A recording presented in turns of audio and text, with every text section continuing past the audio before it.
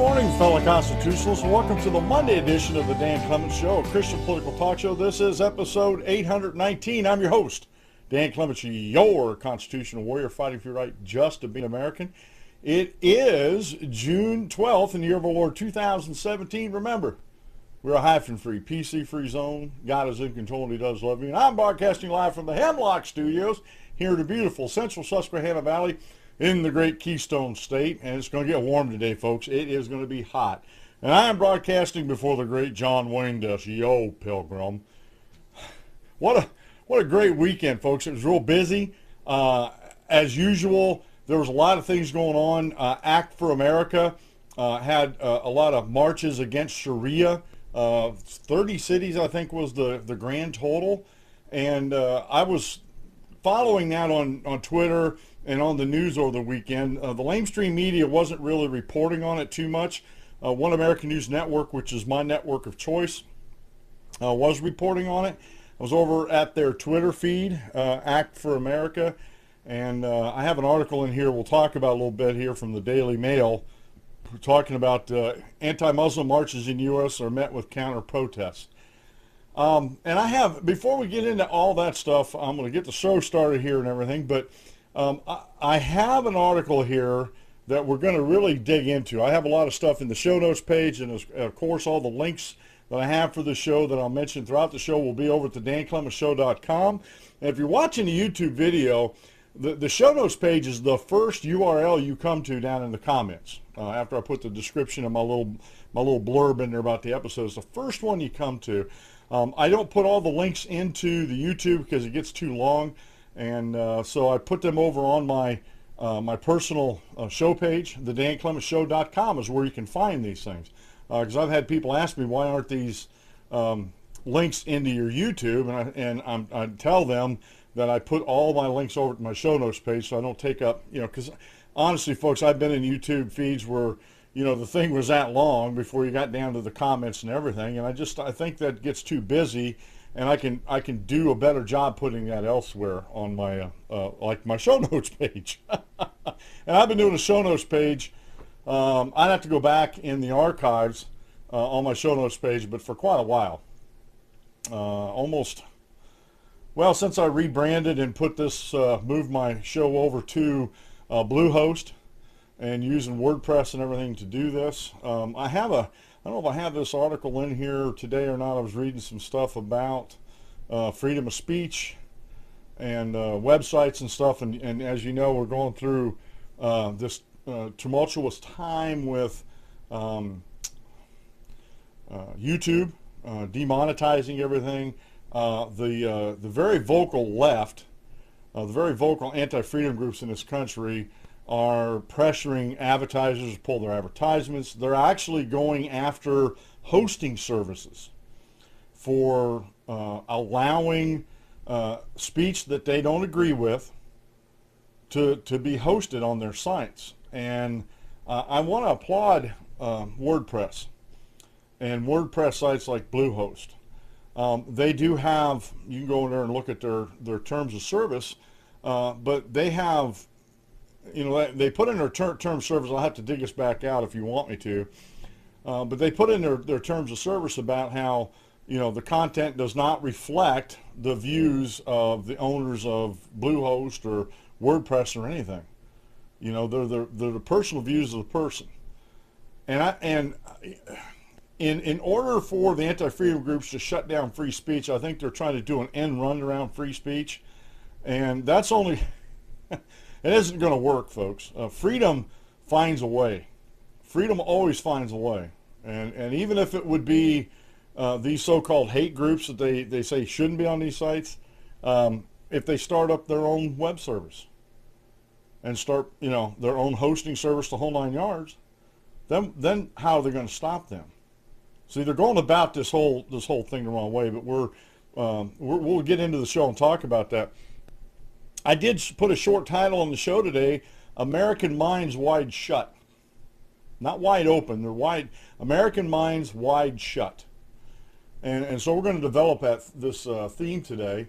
The official drink of the show is Rocky Mountain High Brand drinks. They have different drinks. They have energy shots. They have protein bars. They have that are hemp infused. They have Eagle Spirit water. It's alkaline water that they sell. They're building a bottling plant distribution center up in the Catskills, just below Kingston, New York, off of I-87 up there.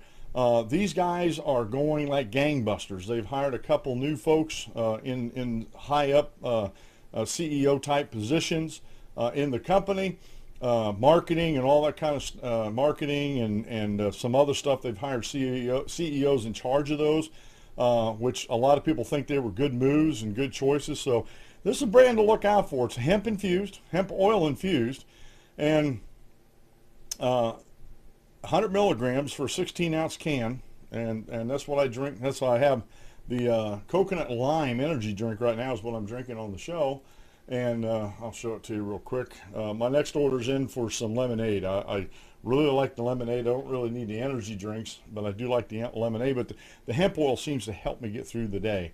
So when I get to my afternoon med time, I can pretty much get some work done around the house, which is greatly needed. So, and full disclosure, I do own stock in the company. So I honestly, I don't promote things on the show that I haven't used. Gear XS is something I use. The Sears Parts Direct is something I use and am a huge fan of.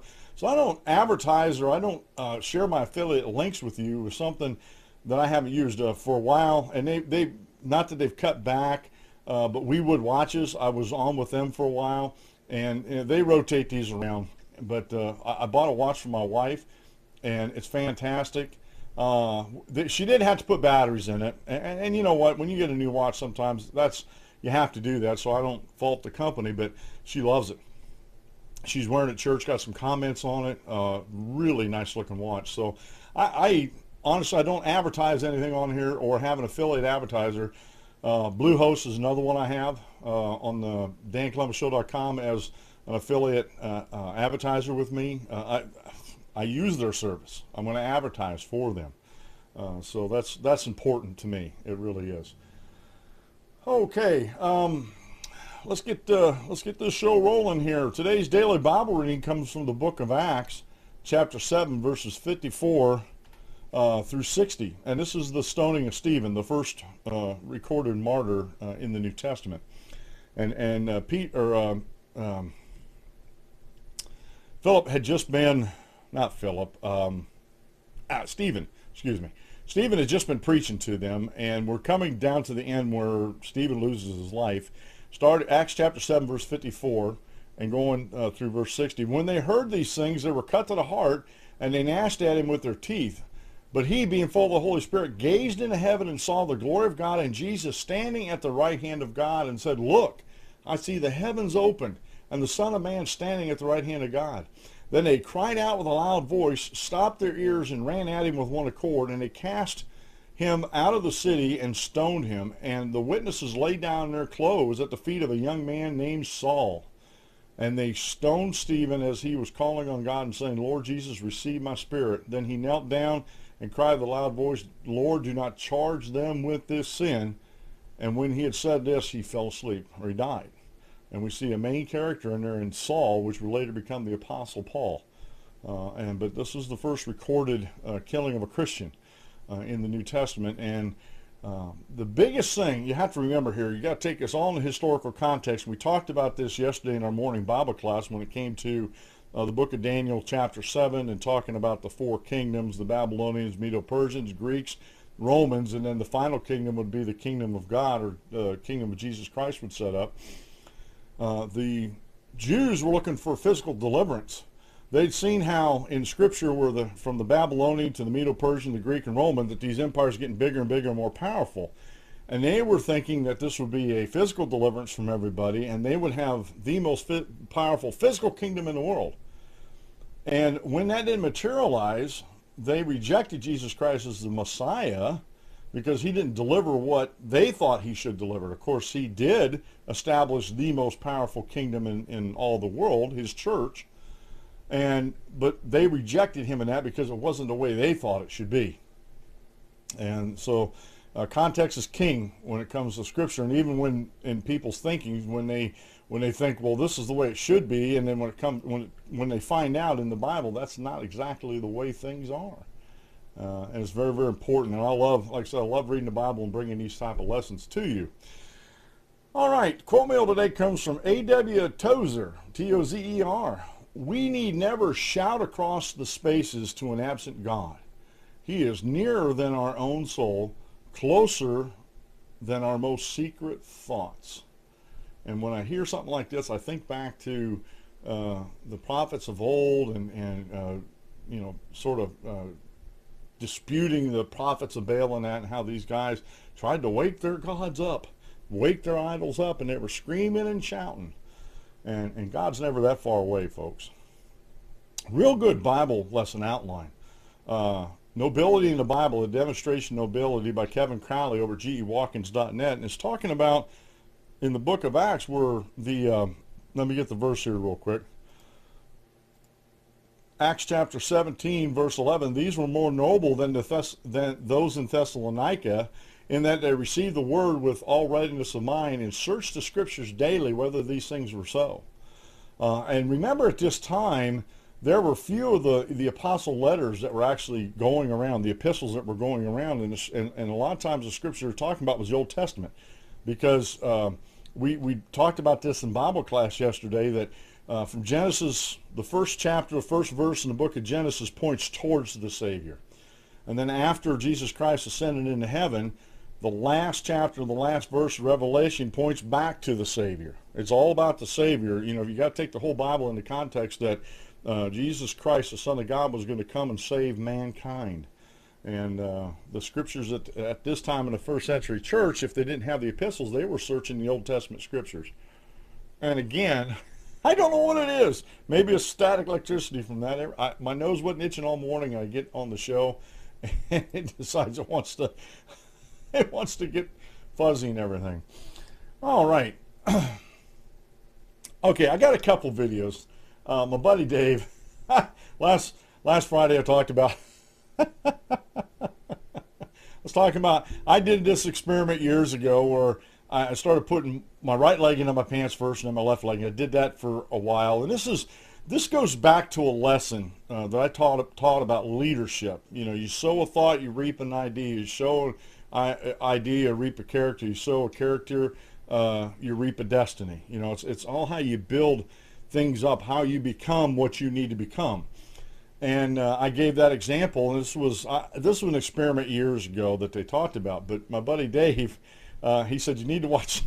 He said you need to watch this video. So let me get this set up. We're going to watch this video, and it's about guys that were putting their pant legs on both at the same time. But you'll be not surprised, but it's going to amaze you what they were actually doing. All right, you got this, dude.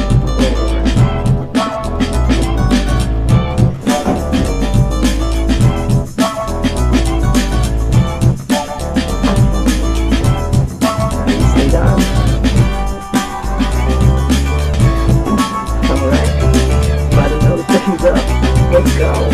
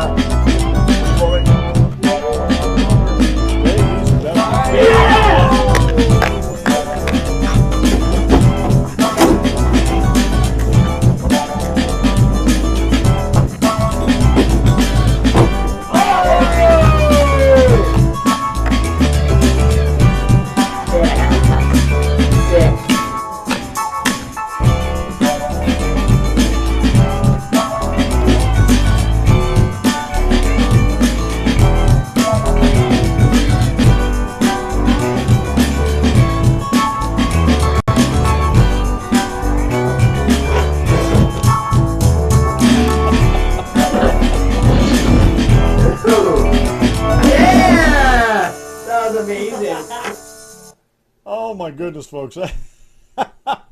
Only my buddy Dave would be able to find a video like that. Honestly, folks.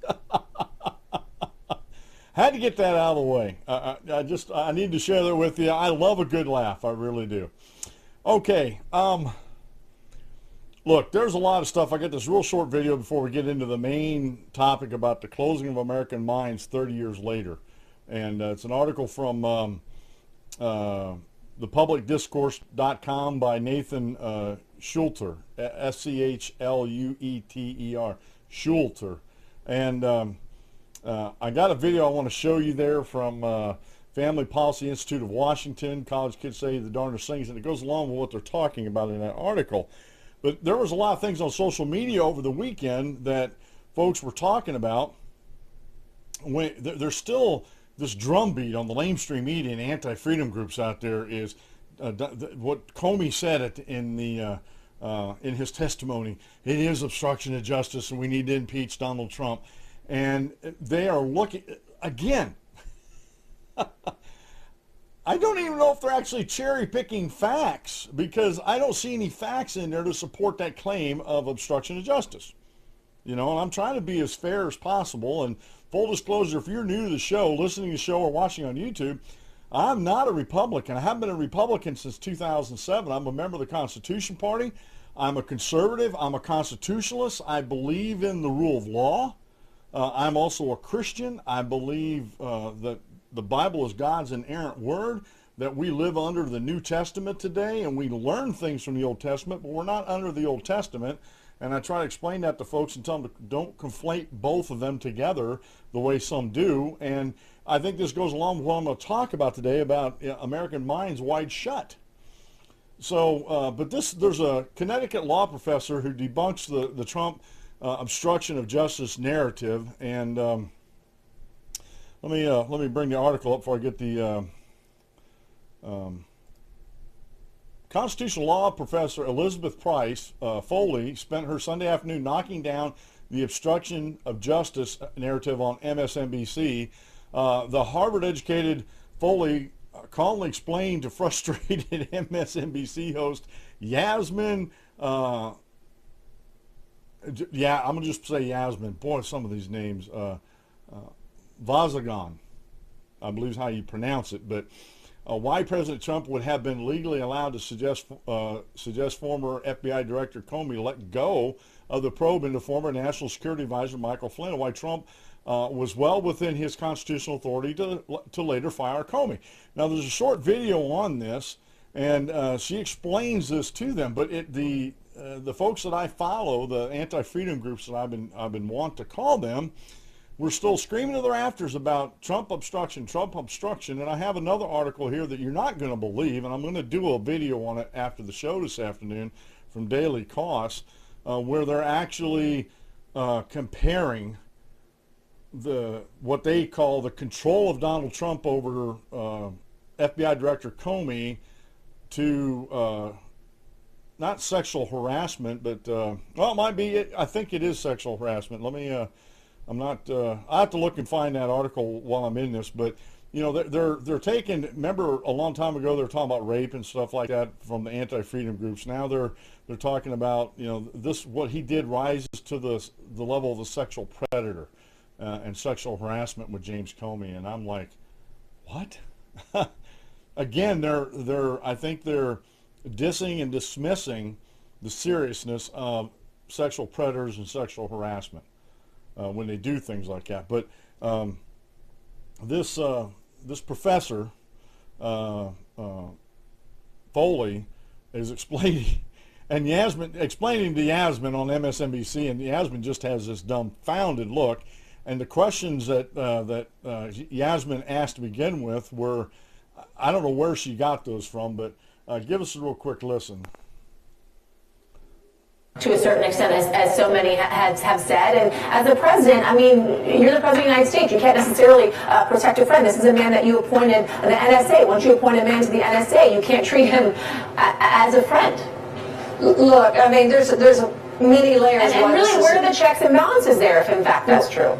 Well, political accountability to the people via elections and or impeachment. That's the accountability. So to the extent that people want to try to make this obstruction of justice, there's a million different layers why this is not technically obstruction of justice, either as a statutory matter or a constitutional matter. But this point, particularly about a corrupt intent, is even worse because think about it. The president also has the authority under Article 2 of the Constitution to pardon people. But we don't say, for example, that the president can't pardon certain person because he has a corrupt intent. He likes the guy. He's known him for a long time, therefore he can't pardon him. The pardon power, like the power to head the investigative or rest of the executive branch, like the FBI, like the DOJ, is a plenary discretionary authority of the president. He can pardon anybody for any reason he wants to, corrupt purpose or no, and he can direct the investigation or non-investigation of any person, corrupt motive or no.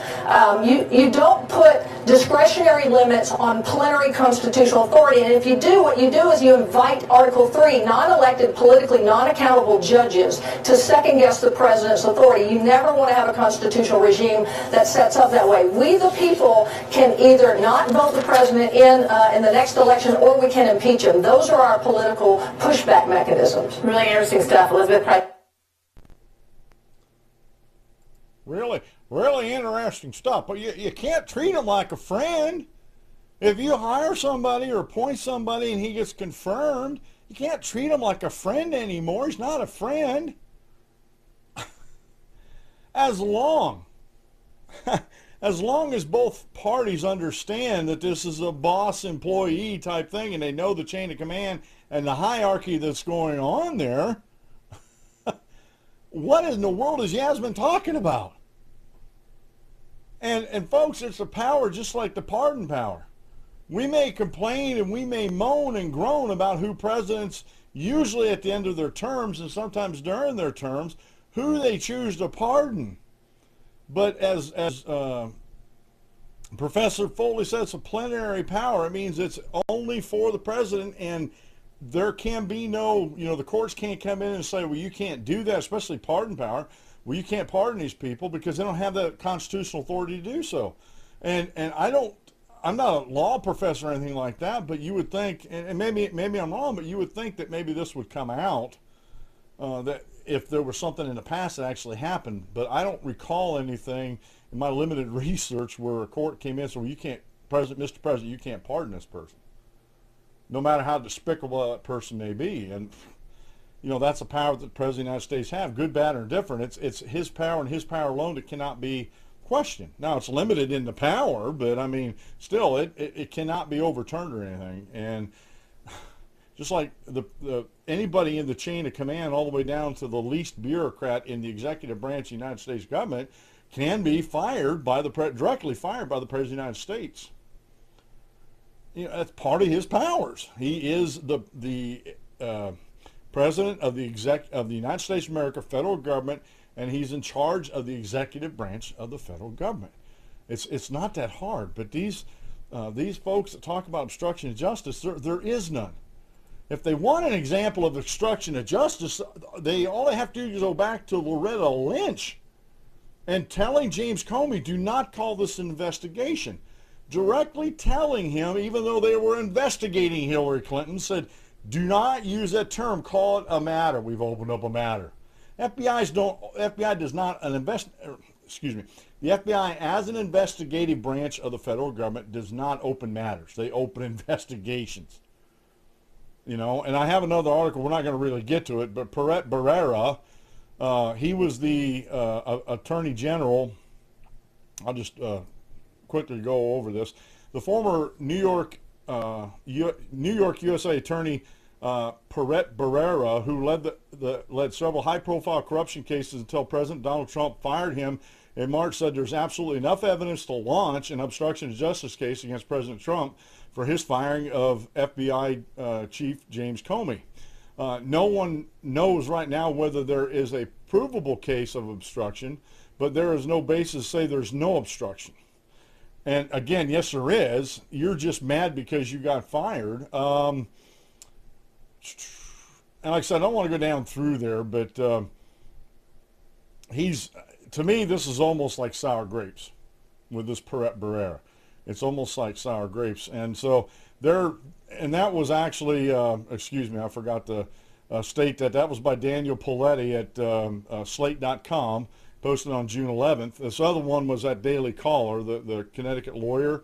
That was a hat tip to Peter Hassan, and he's the associated editor over at Daily Caller. This was also posted on June 11th. So there's still, the anti-freedom groups out there are still crying and snotting about this whole James Comey thing and reading things into it that aren't there, that absolutely aren't there. Like I said, that Daily Kos article was, when I read that, I just couldn't believe it.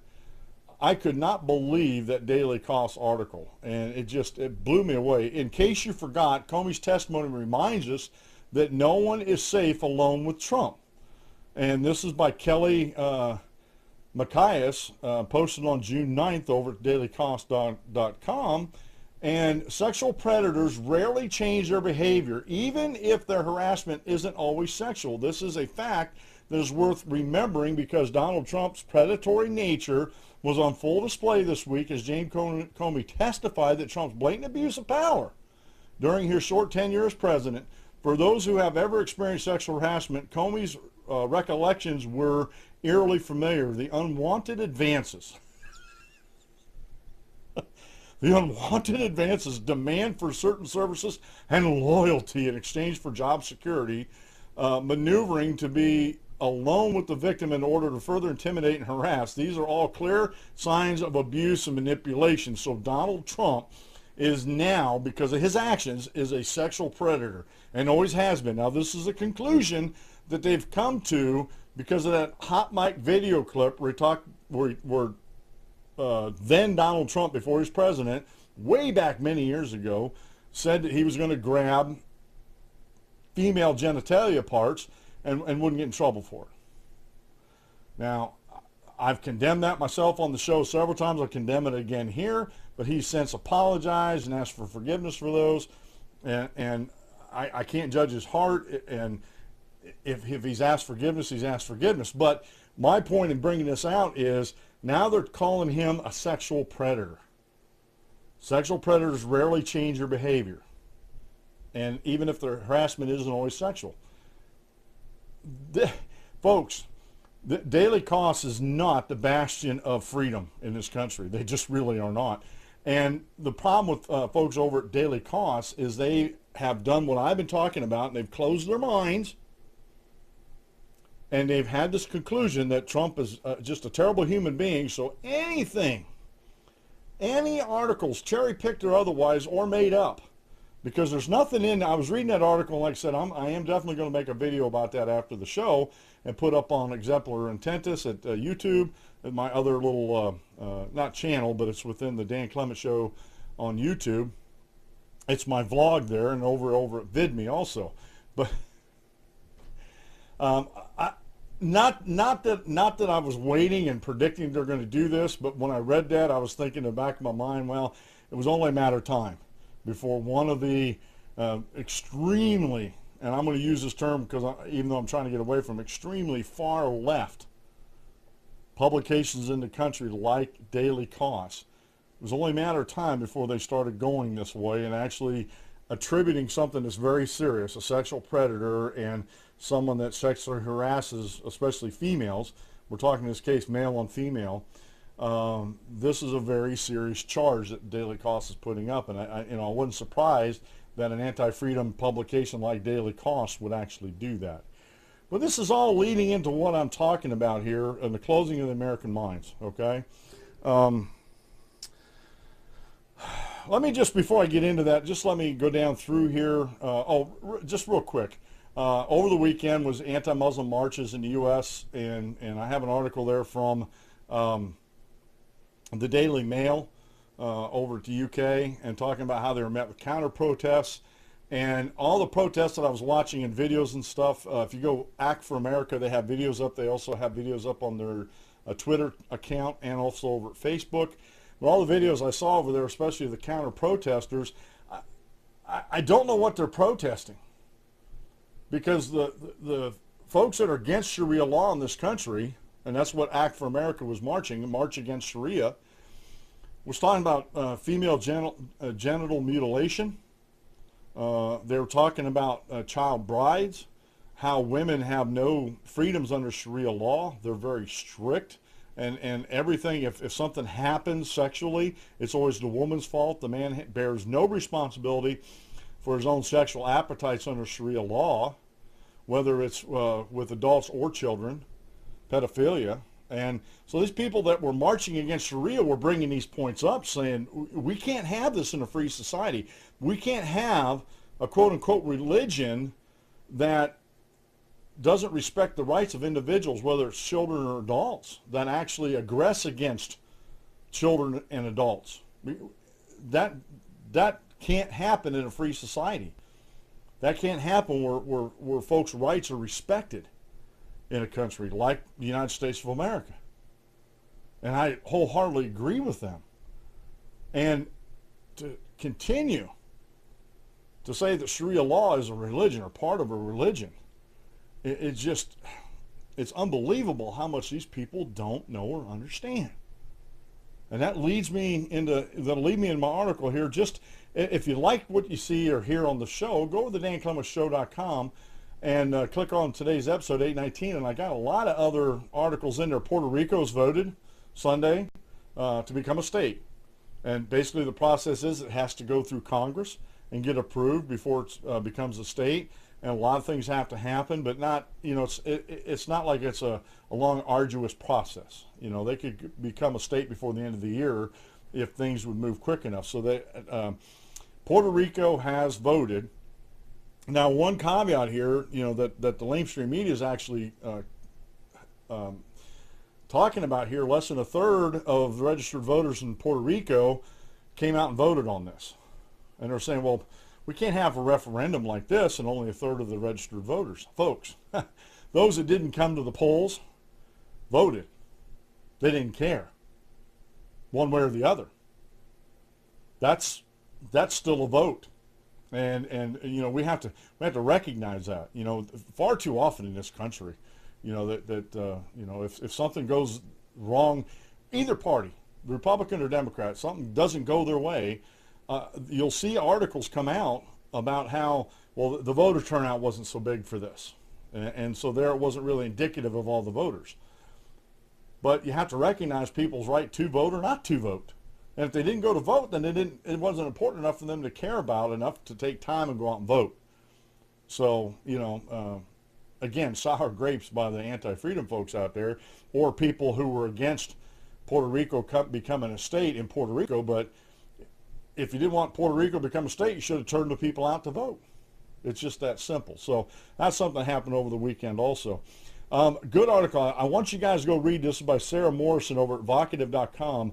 What should web platforms do about hate speech? And we talked about this a little bit earlier. So that's a good article you need to go over and read. And I'm not torn about this at all. I don't think somebody on YouTube putting out what they put out about their opinions is any reflection on YouTube itself. I've never thought that, because YouTube's just a platform. And for these anti-freedom groups to come after these corporations, which YouTube is, and try to shut down speech they don't agree with, okay, I think that's wrong.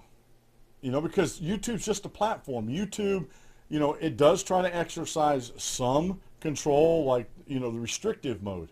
If you don't want to see all that hate and stuff, hit the restrictive mode, although the restrictive mode, I think, needs to be tweaked a little bit because some videos that I didn't think were offensive were not profane. It just, they had different ideas, and like I said, the host didn't swear all the time, and they were put on restrictive mode, where if you had that on, you wouldn't see them. But in other sites, like the Young Turks, and I'll pick on the Young Turks, if you turn on restrictive mode, and then go in and look up the Young Turks, they show up. And I can't watch the show. There's so much profanity and swearing going on during that show. It is unreal. And yet they're not under restrictive mode. So there are things that need to be tweaked on that if and I have a different idea about this. I don't know how far it would go, but I think if I don't want to watch it, just like in Facebook, I can hide posts in Facebook, or I can just totally not see anything from anybody if they're real offensive. I can block them if I want. And I think YouTube should take a page out of Facebook for that. If you don't want to see anything, if you don't want to see those particular videos, you can block them from your feed. And then I think advertisers should take each website one by one. Not listen to these anti-freedom groups out there that are saying all these things out here that they don't agree with is hate speech. So you don't want to be part of hate speech. If you're going to be part of hate speech, then we're going to come after you. And quite frankly, folks, that is fascist thinking. That is very fascist thinking. I don't think it would be that hard for YouTube to set something up like Facebook has, where you can just off your channel that you want to see, or someone comes on your channel, they won't see these things, and just self-edit, just like I can on my timeline on Facebook. I don't think it's that hard to do that, and I think YouTube would benefit greatly from that. I think Google Play or Google whatever Hangouts would benefit from that. That's a self-directed. I police my own channel of what content folks that follow me actually see. I think it's just as simple as that. There's a good article in there from Mises.org about the American architects of the South African catastrophe by Elena Mercer. I posted on June 9th. Really good article. Talks about how America, again, interfered with another country and them setting up their form of government.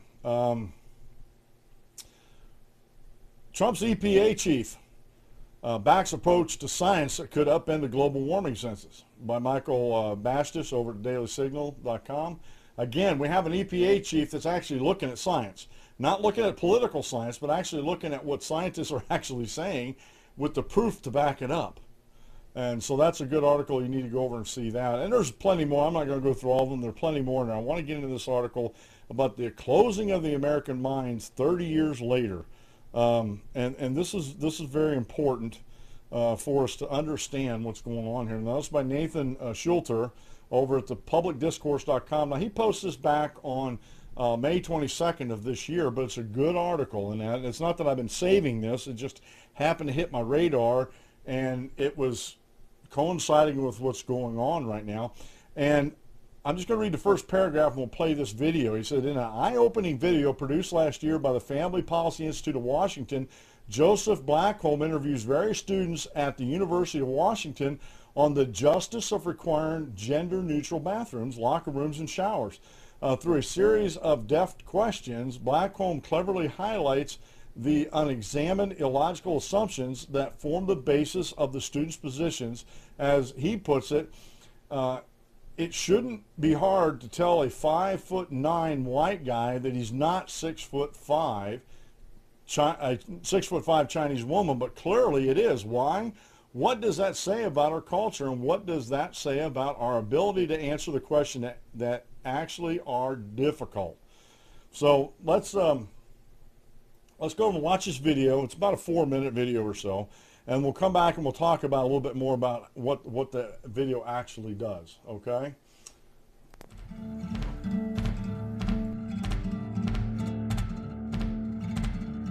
There's been a lot of talk about identity lately, but how far does it go? And is it possible to be wrong? We went to the University of Washington to find out. Are you aware of the debate happening in Washington State around the ability to access bathrooms, locker rooms, spas based on gender identity and gender expression? I think people should be able to have access to the facility. I think bathrooms could and potentially should be gender neutral because there doesn't need to be a classification for differences. I think people definitely should have the ability to go into whichever locker room they want. I feel like at least public universities should do their best to accommodate for those who do not have a specific gender identity. You know, whether you identify as male or female and whether your sex at birth is matching to that, you should be able to utilize the resources. So if I told you that I was a woman, what would your response be? Good for you, okay. Like, yeah. Nice to meet you. Oh, boy. Really? I don't have a problem with it. I'd ask you how you came to that conclusion. If I told you that I was Chinese, what would your response be? I mean, I might be a little surprised, but I'd say, good for you. Like, yeah, be who you are. I would maybe think you had some Chinese ancestor. I would ask you how you similarly came to that conclusion and why you came to that conclusion. I would have a lot of questions, just because on the outside I would assume that you're a white man. If I told you that I was 7 years old, what would your response be? I wouldn't believe that immediately. I probably wouldn't believe it, but I mean, it wouldn't really bother me that much to go out of my way and tell you no, you're wrong. I'd just be like, oh, okay, he wants to say he's 7 years old. If you feel 7 at heart, then so be it. Good for you. So if I wanted to enroll in a first grade class, do you think I should be allowed to? Probably not, I guess. I mean, unless you haven't completed first grade up to this point and for some reason you need to do that now. If that's where you feel like mentally you should be, then I feel like there are communities that would accept you for that. I would say so long as you're not hindering society and you're not causing harm to other people, I feel like that should be an okay thing. If I told you I'm 6 feet 5 inches, what would you say? That I would question. Why? Because you're not. No, I don't think you're that. If you truly believe you're 6'5", I don't think it's harmful. I think it's fine if you believe that. It doesn't matter to me if you think you're taller than you are. So you'd be willing to tell me I'm wrong? I wouldn't tell you you're wrong. No, but I say that I don't think that you are. I feel like that's not my place as like another human to say someone is wrong or to draw lines or boundaries. No, I mean, I wouldn't just go like, oh, you're wrong, like, that's wrong to believe it. Because, I mean, again, it doesn't really bother me what you want to think about your height or anything. So I can be a Chinese woman.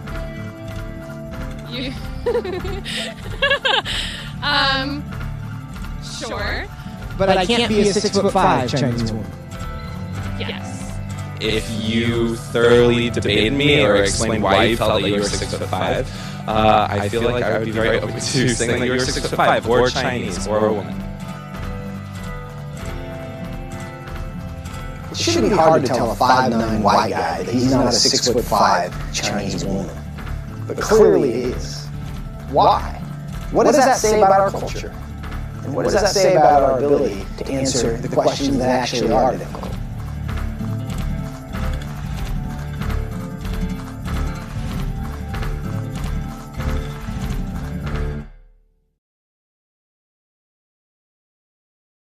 All right, folks.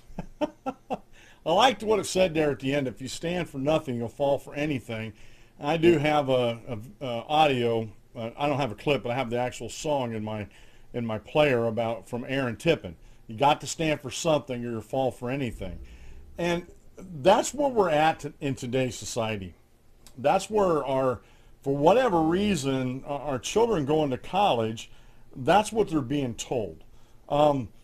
I'm going to go on and read this article a little bit. The video perfectly captures the soft, tolerant side of the dogmatic relativism that pervades the culture of higher education in America. But that softness also has a hidden potential to break into intolerant anger. And he has in here, see the hostile reaction to similar arguments by philosopher Rebecca Tuvel. Now, I'm going to research this even further. I might have some more videos for you tomorrow to show on this. But threats of violence has occurred at the University of Missouri in 2015, or into actual violence that recently occurred at UC Berkeley and Middlebury College. These events reflect a troubling pattern on college campuses in our culture more generally. The defense of snowflakes by college administrators, as in this piece, and everything's linked in this article. So I tell people all the time, if you have an article you're reading and they don't either have references to the bottom, or it's easier to actually connect the links inside the article as you're reading it, then you need to be dubious of that article. By Ulrich Baer, Vice Provost, New York University, is revealing, but if one wants to understand the real roots of this softness and violence and the profound challenges they present to free government, there is no better guide than Alan Bloom's The Closing of the American Mind, How Higher Education Has Failed Democracy and impoverish the souls of today's students, published 30 years ago. In commemoration of this anniversary, Public Discourse is publishing a symposium treating each of the book's 3 main sections. And he goes on. He'll go on to talk about all these things in here. And I'm gonna go through and research this more and get some more of these links up and put these up for you. But the problem and what's happening, and I love this, the closing of the American minds, how higher education has failed democracy and impoverished the souls of today's students. How do you impoverish someone's soul? And folks, this is happening not only on our college campuses. I deal, not my target demographic, but the folks that listen to the show the most are my age, 10 years younger, 10 years older. I'm 55. So 45 to 65 is my so-called target demographic, although I do have a huge following down at the lower ages, somewhere around 30 to 40, or 25 to 35, somewhere in that area. So I'm getting through to some folks down at the lower ages there. But this is happening with adults, and they're talking 30 years ago. So 30 years ago, I'd have been 25 and probably just coming out of college. So as a country, we're seeing the results and the fruits of this closed-mindedness. And what's happening and why there's so much violence that's taking place on this. And I actually, one of the guys I share their Bible lessons, for the short Bible lessons, Wes McAdams.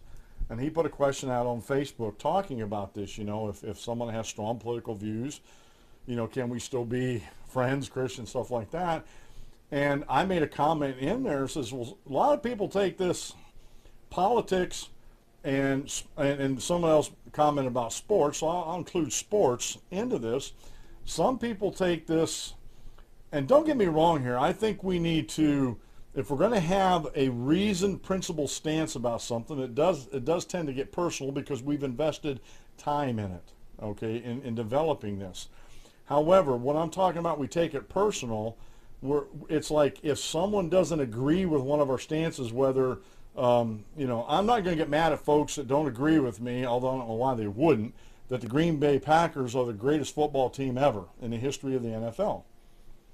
Now, if you disagree with me in that, it's not going to hurt my feelings. Yeah, I like the Green Bay Packers. I've always had. My Uncle Dwayne, when I was a kid, that was his team. I don't know if it still is, but I remember going over and watching the Green Bay Packers quite often during football season at his house.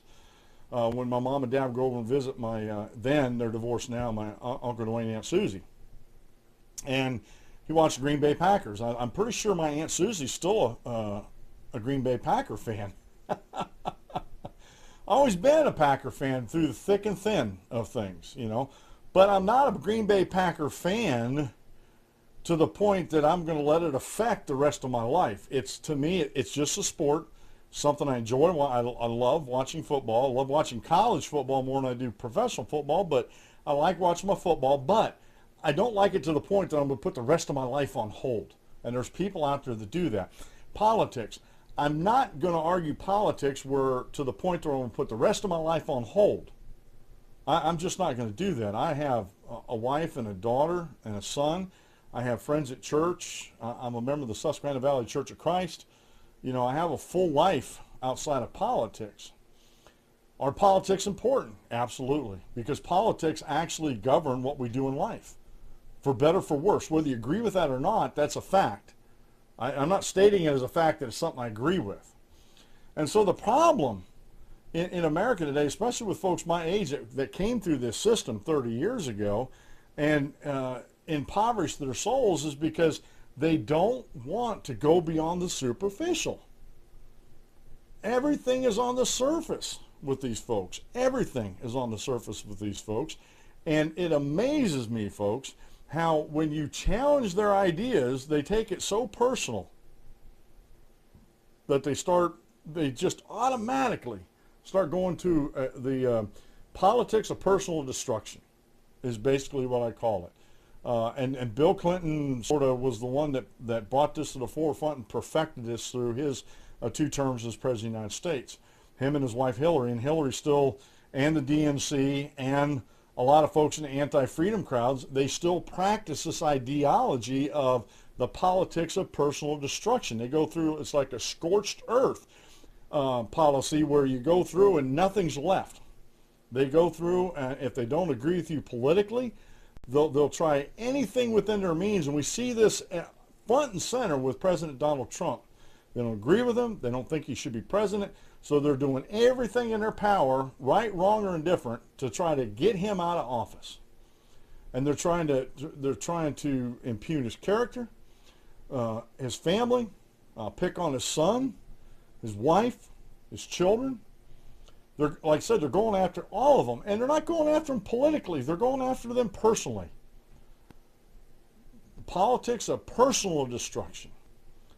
And they don't see anything wrong with that. My biggest antagonist on Facebook, Kimberly Eaton, she does the same thing. Her and her minions do the same thing when I get into discussions with her minions, especially. That when they see that and I'm not into debating to win or lose. I just want my point of view heard, okay? But they take it as a win or lose type situation. And because I don't let them get away with phony facts, I don't let them get away with quoting fabricated and fake news, and there's nothing else for them to do, and they won't change their minds. God forbid if they found out some facts and they actually changed their minds about something. God forbid. And then that's where we're at. And that's where we're at with a lot of people out there. You know, before I became a New Testament Christian, I grew up Catholic. I didn't know any better until someone came along and challenged my beliefs. They didn't challenge my beliefs to personally attack me. They just challenged my beliefs because they saw, or at least at the time, before I accepted them, they saw that their beliefs were superior to mine. But it wasn't just, well, what I think is more important than what you think. That wasn't what they thought. Because they had studied the New Testament and they were New Testament Christians and they wanted to share the gospel with somebody, they seen that I was struggling with spirituality and religion. And they gave me an alternative to think about. They debated my ideas, and I pretty much told them, you know, they knew what I was all about, which in hindsight was all superficial. As a Catholic, for me, it was all superficial. And then they showed me what the Bible actually said, what the New Testament actually said about salvation, about the pattern of worship, the whole 9 yards in the New Testament. And when I finally read through the New Testament, which was only a few months after I was baptized into Christ in October of 1982, I came to a conclusion that what I believed growing up wasn't according to the Scriptures, wasn't according to God's Word and how He wanted me to live my life according to the Scriptures. And something I had to freely come to that. And so we bring us over into politics. There's too many people out there that don't know what they don't know. Their knowledge is very superficial. And it came out in these, you know, I go back to what happened over the weekend with the March Against Sharia and all the snowflakes on I like using that term, you know, because it's not descriptive of the individual themselves. It's not a physical description. It's a description of their ideology and how they defend their ideology. But these snowflakes out there were melting all over the place because they were being challenged on their ideas about Sharia law. You know, there are people out there that were actually saying, and I tend to agree with them, if you're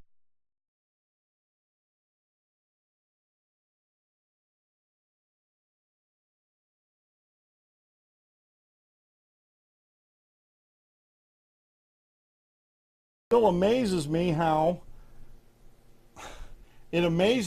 people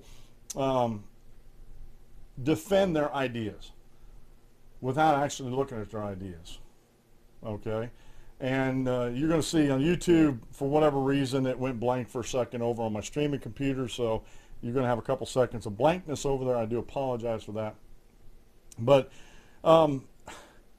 it's amazing to me how people will not and refuse to have their beliefs examined and debated to see if what they believe is true. They believe, and they were told about Islam, that it is the religion of peace and tolerance and love. That's their conclusion. And they're only going to cherry pick, and they have to really cherry pick to do this, they're only going to cherry pick things that actually support that. Okay? Things that actually support that. And anything that goes against those cherry pick facts, articles, whatever, that support their conclusion has to be false and has to be fought. So these people out there are a bunch of hate mongers. They're a bunch of Islamophobics that are out there. They're a bunch of racists. I don't know how many times I heard people out there saying, well, they're just a bunch of racists. When I've seen these rallies, they're all, very diverse. They said Act for America is a very white supremacist, racist website. And I was thinking, wait a minute. Bridget Gabriel is of Arab descent. She's very dark-skinned complected. Grew up, she said she grew up in a Christian household over Libya, inside of Islam. She knows Islam inside and out. I don't know how you can call her a white supremacist. She's the one that founded them. But that's the standard argument. They just they're so mad they can't see what they're doing. They don't go research these things. And when I point this stuff out, like this young lady on this Indivisible group I had a discussion with, she was conflating the Old Testament law, saying, we're still underneath that with the New Testament. And I told her, I said, I want to gently disagree with you that. And I said, if you'd like, I could sit down and have a discussion with you about the book of Hebrews and tell you why we're not under the Old Testament. Old Testament is good for reading and learning, lessons from the Old Testament, but we're not under the Old Testament anymore. And I haven't heard back from her. Maybe I surprised her so much with my general approach that she wasn't used to that. And there's a lot of people on social media that are not used to folks like me that come at them with reason, only attack the ideas. And attack's not a really good word. I got to find another word, but debate their ideas, I guess, with them and say, this is why I believe what I believe, and give them some in-depth research that I've done, something to back up what I'm saying. And they're just not used to that. And I can understand that. I can understand how they might not be used to that. And it does. It amazes me. It still amazes me when you approach people with love and you're gentle about it, and you only debate the ideas, you don't get into personal attacks, how that can actually open up minds. But in our society today, right now, our minds are so closed. Due to whatever you want to call it, our minds are so closed that for whatever reason we can't even sit down and talk with each other and say, hey, maybe what you're saying is true, but we got to sit down and talk about it. And until then, if you attack people and not debate the things and not show love to them, you're going to build a wall you can't scale. You'll never scale. Probably permanently lost somebody. It's been the Dan Clemens Show. I'm your host, Dan Clemens, your constitutional warrior. Remember, you aim at nothing, you hit it every time. Have a great rest of the day, folks, and God bless, and we'll see you tomorrow at noon.